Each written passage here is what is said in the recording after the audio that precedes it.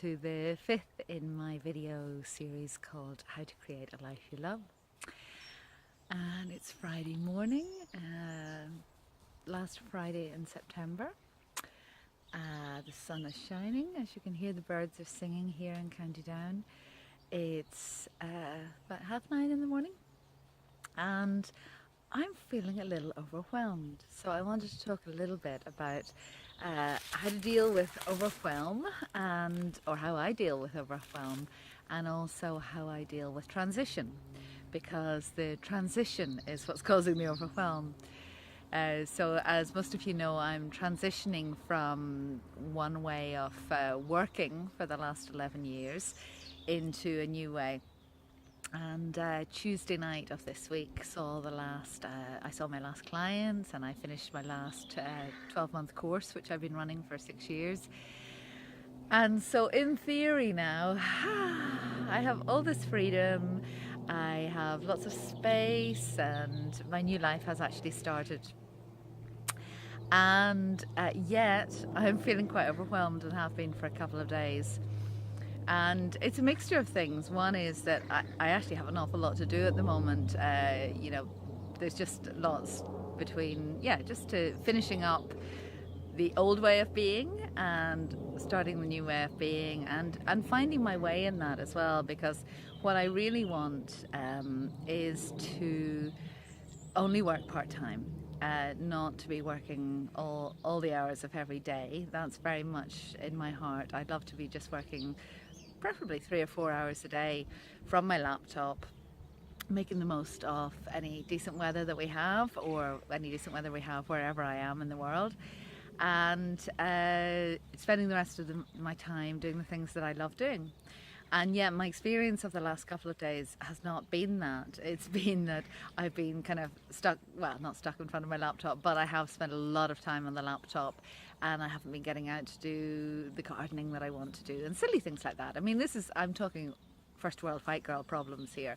So I woke up this morning, and even though I have some lovely things in the diary today, I was just feeling a bit, oh my God, I've just got so much to do. I don't have time to do the things that I really want to do. So how do I deal with that? Well, the first thing is that I've spent some time this morning getting clear about what I want, not what I don't want, because like everyone, my natural propensity is, or my mind's natural propensity is, to focus on what I don't want. So to focus on the problem, and to start getting into a bit of a poor me story about that problem. And that in itself, for me anyway, really drains my energy and drags me down. I'm just hearing the beautiful bird song here at the moment. It's really lovely. So that can drag my energy down completely. So I realized that my mind was doing that. And so I spent a bit of time this morning focusing on what I do want. So I know that what I want is to be working 3 or 4 hours a day.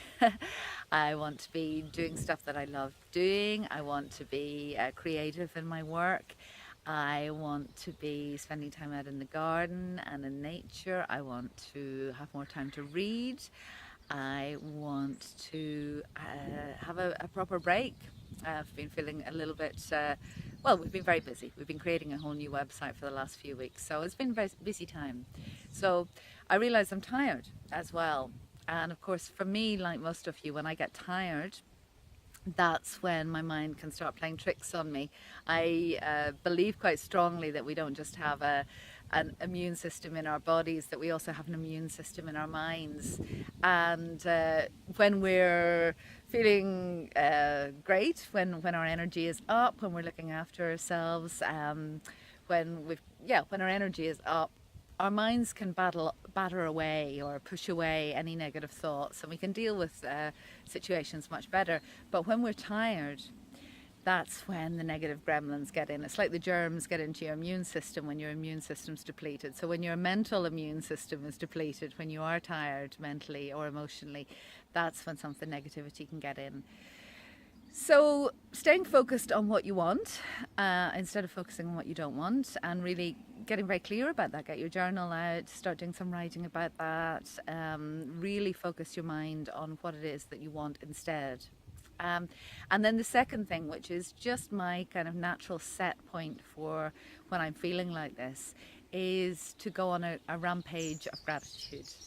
And so, what that means is really tying into the whole gratitude practice of really just starting to appreciate everything that I have in my life and everything that is going on in my life and all the amazing manifestations that have happened in my life this week, which, because my mind has been focusing on too much to do, because my mind has been telling that story, I've got too much to do, I haven't actually really celebrated.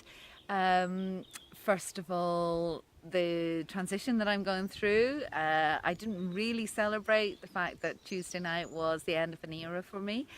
I haven't really appreciated the fact that even though I have a lot of things to do, I have no one telling me when to do them. So that is completely my choice. So as I go for a walk here on this beautiful, beautiful Friday morning, with my two doggies, I am going to be having a complete rampage of appreciation and gratitude for everything in my life, for everything that is happening, for my physical body, for the place that I live, for my friends, for my love, for all the different things, all the different amazing opportunities that are coming up for me right now.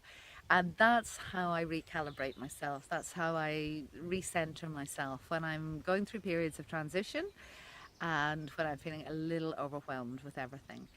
I hope that helps. I hope you enjoy your own gratitude, rampage of gratitude or appreciation, and can get very clear about what it is that you want instead of what you don't want. Don't listen to your mind. It'll drive you mad. As one of our favorite spiritual teachers, Osho, once said, you know, if you could just chop your head off and put it underneath your arm and live from the heart instead, life would be very sweet. So that's what I'm going to try and do now. Take care. If you're enjoying these videos, please subscribe to this YouTube channel, to the playlist, and you'll be updated when the next video comes out. Have a fabulous weekend, whatever you're doing, wherever you're doing it, and take a little bit of time this weekend just to stop and listen to the birds singing.